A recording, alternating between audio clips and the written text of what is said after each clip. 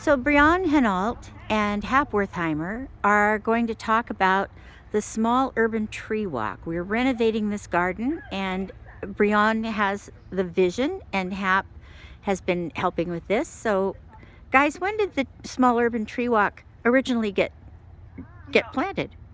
My memory was the early 2000s. Ruth Burris was the original designer, and she did an interesting plan working with the idea of small trees that could be planted under power lines. And the PUD helped us out with funding that. But like all gardens, it is ready for a new chapter, and that's where Brian comes in. 20 years later, it seems like a lot of the shrubs have either disappeared or they've outgrown the space and really encroached on the walkway, and some of the trees are a little misshapen or have gone away due to disease or decline, and so it's time to take a stab at renovations. So we're sort of starting at the end of the tree walk, correct? Yes, and we looking at the small tree walk as the entrance before the formal entrance to the arboretum. So rather than walking through the parking lot, people can use the small tree walk either from the parking area or from the Legion Park itself beyond to the north. So this kiosk is a Parks kiosk, and I think we're going to do something over here, correct? Yeah, we're going to tie this in. Well, Brian is going to look at this as the end of the design, and this will be where the kiosk will be, so that you can finish up the walkway and get some information and move right into the rest of the arboretum. So we're going to start at the end and work to the beginning. Well, let's walk. Okay. All right. Brian, lead the way. All right. So I'll let Brian get closer to the camera, but maybe, Brian, as we walk, you can kind of explain your vision, which motivated this design. Well, there are a few outstanding trees within the tree walk that will remain, and we're trying to group plants in similar genus and just looking at outstanding attributes currently available and better cultivars that are now within the trade, and we can showcase these to homeowners and the general public and just give them ideas for what they can do in their own gardens or for contractors and the like. Well, so I see that it's gotten a bit overgrown. That is You're standing in front of a hinoki here. Yes, and this is going to leave. The idea is that much of this will either be cut down or removed.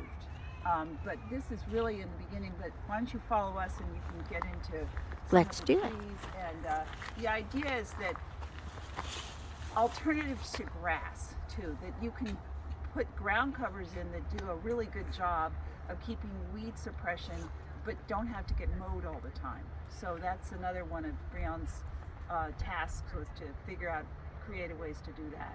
Okay, We're looking for ways to enliven the space, just colorful varieties or texture of foliage, something that's going to be interesting all year round. Well, let's get out in the sun. All right. Follow us on our journey.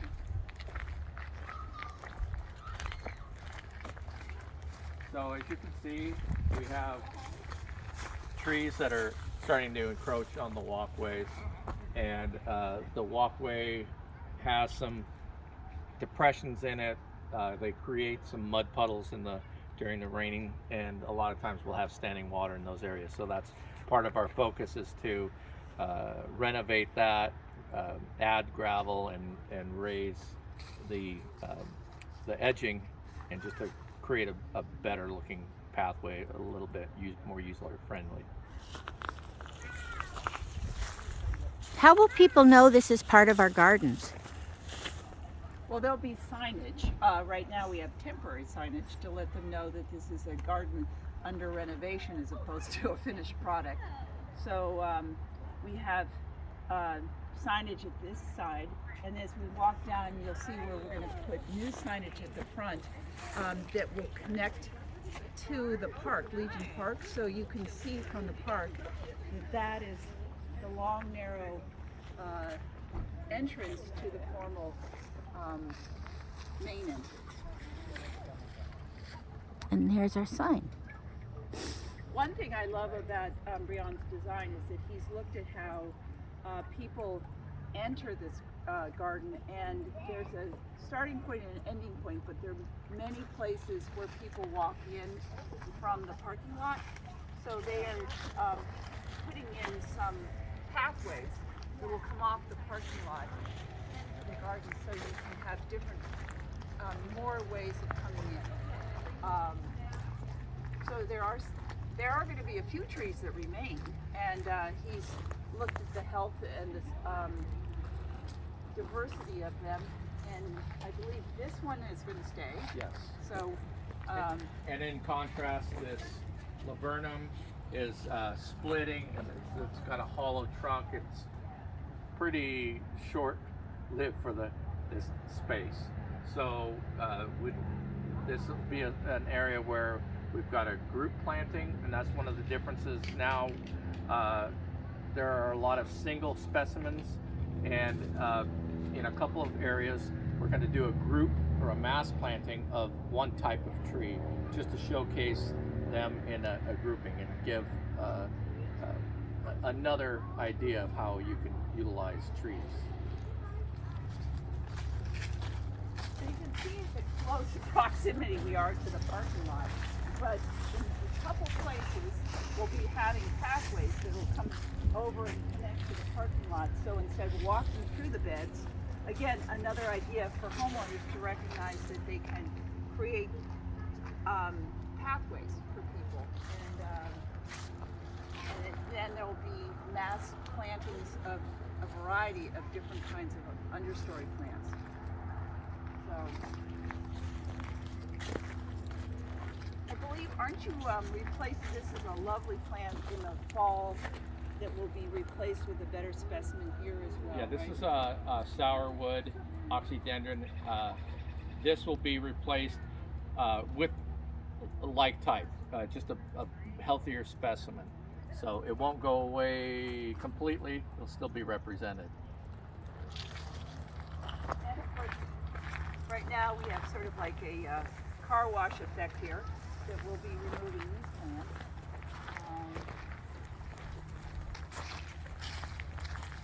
We have several tribute trees or trees that have been donated by people in memory of others, and this one will be absolutely remain. And we have a couple others like that, but we really completely honor that and respect the plants that have been here in memory of others.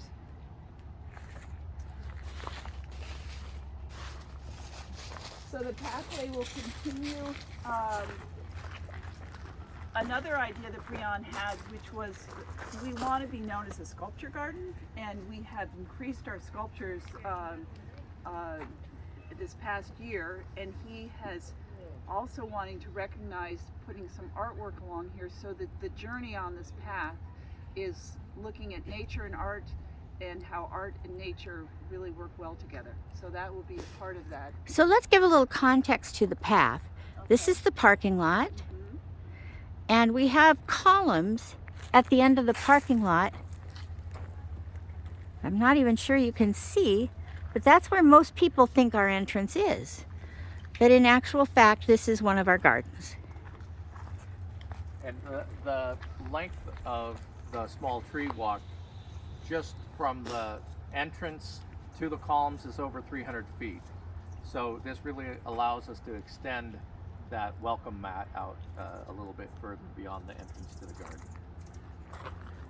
And you can't probably catch this on camera, but we are being strafed by hummingbirds because this Mahonia is in full bloom right now, and the bees and the hummingbirds are going at it in the middle of late fall, early winter.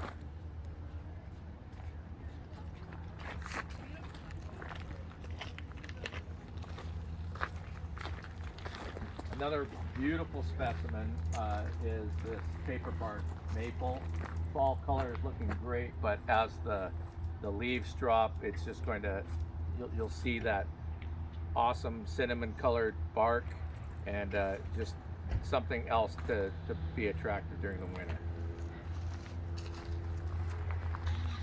So not only is this softening our walk through the parking lot, but we have neighbors who are, we want to continue to give them privacy and a buffer. And this is a wonderful buffer to the houses that are directly over this fence line. So it works for both us and them to have this planting. It's open to the public, but it also gives them the privacy that they deserve. As you come around the corner on the right, we have a large bare area, and we've had I think 3 or 4 trees that have been removed that were ultimately failing or were just so misshapen they have outserved their purpose. So this is another area where we're trying to renovate and just capture people's imaginations as they come through here. Well, there's a good demonstration right behind you, Renee, of how people can make it through the parking lot without. I'm so sorry. The parking lot. Can you say hi? No,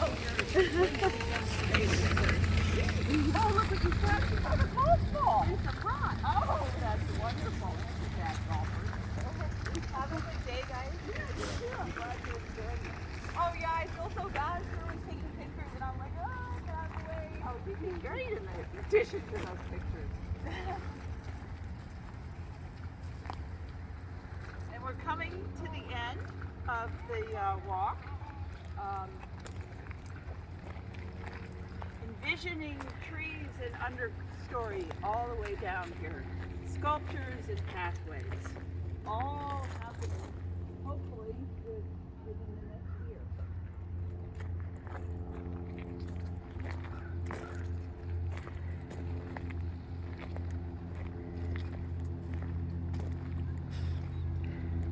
Can people buy plants? Absolutely, they can donate to the Arboretum and for us to help procure the plants that we will need to put in. There is quite a lot of plants going in. I see. Literally thousands. Literally thousands. I see a kiosk there at the end that's informational. Will that stay? The information that's on there will be transposed to a new sign that will be turned so that it's more in relation to the pathway and less of turned around. So the idea might be that the path will more directly to the park, which is really where we see some people coming from. But it may also just stay right here. But for now, this represents what was put in 20 years ago, and the organizations that helped us secure that. And we have the PUD and the U.S. Department of Native Plants and others. So it was a collaborative effort. Well, Legion Park is such a lovely park, being so close to the water with its views, and the Arboretum just makes it even more exciting of a place to visit. Yeah. Well, as you can see to your right, we've actually already started on some of the plantings under this great Perodia or Persian ironwood. We have, I believe, 4 different varieties of hellebores here that we planted up just a couple weekends ago. And we have a few hundred daffodils started, and we're going to wrap those up later on this afternoon. So this entrance to the small tree walk and to the Arboretum is really going to look spectacular in late winter, early spring. Well, Breon and Hap, thank you so much for sharing your vision with us.